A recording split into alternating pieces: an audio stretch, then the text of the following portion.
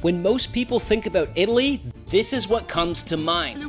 And although these Italian stereotypes are what makes Italy amazing, it's the non-stereotypical places that take visiting Italy to a whole other level. These are the Dolomites, a region of mountains that sit in the north of the country in between the beautiful lake region, home to Lake Como to the west, and the Triglav National Park in Slovenia to the east. It's well known that France, Spain, Switzerland, Norway, and Austria all have insane mountain ranges, yet none of them are shaped quite like this iconic stretch of alpine terrain. Yes, there are taller mountains in Europe, but it's the sheer amount of steep, jagged summits and cliffs that have been mesmerizing travelers for centuries.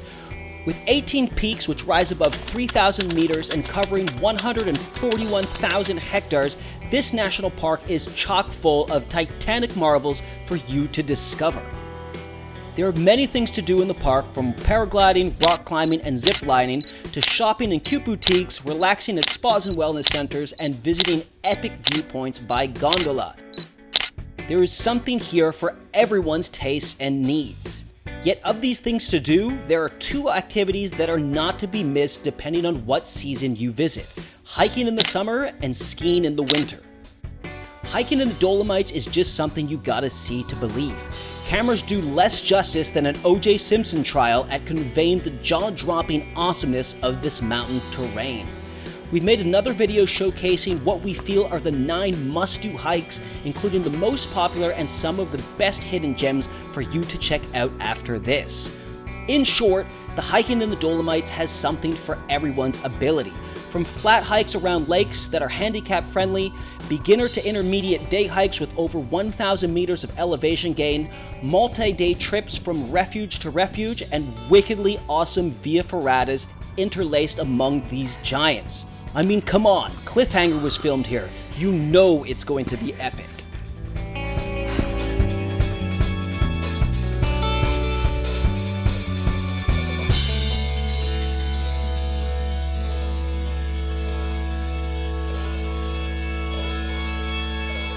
In the winter, skiing reigns as the king of activities in the region.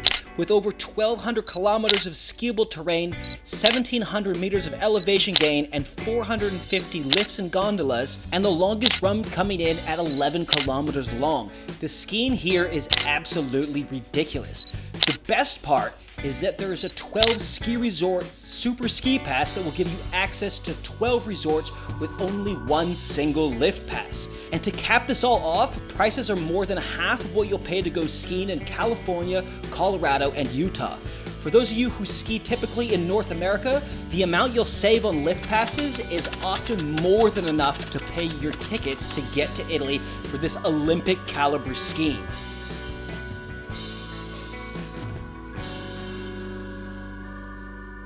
The heartbeat of human life in the Dolomites resides in the stunning Olympic village of Cortina d'Ampezzo. Hosted the 1956 Winter Olympic Games, the first to be publicly broadcast, and also host of the upcoming 2026 Winter Games. The village is stunning both as an epic hub for skiing and as a kickoff point for hikers about to tackle the highest peaks of the region. It's recently been upgraded significantly as the host of the next Winter Olympics, so now is the perfect time to go and enjoy all the new public spaces and amenities that have been created. Covering nearly 16,000 square kilometers and climbing to a max height of 3,343 meters, the Dolomites are a massive safe space for wild animals. There are still many large species that call these mountains home, and that in turn means that the Dolomites are one of very few places remaining in Europe to have wild wolves, bears, and big cats. However, the area is not all sunshine and rainbows. The region has some major challenges ahead. Like most places in Europe, over-tourism is starting to become a major problem. Wild places like these are only special when they stay wild, void of the nonsense that the urbanized human world often brings. Every year there are more and more travelers, and this puts tremendous pressure on the local environment at the most popular tourist attractions.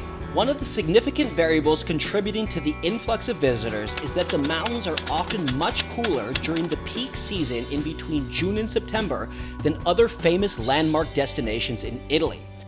As the rest of southern Europe scorches with perennial record temperatures, so too do the Dolomites.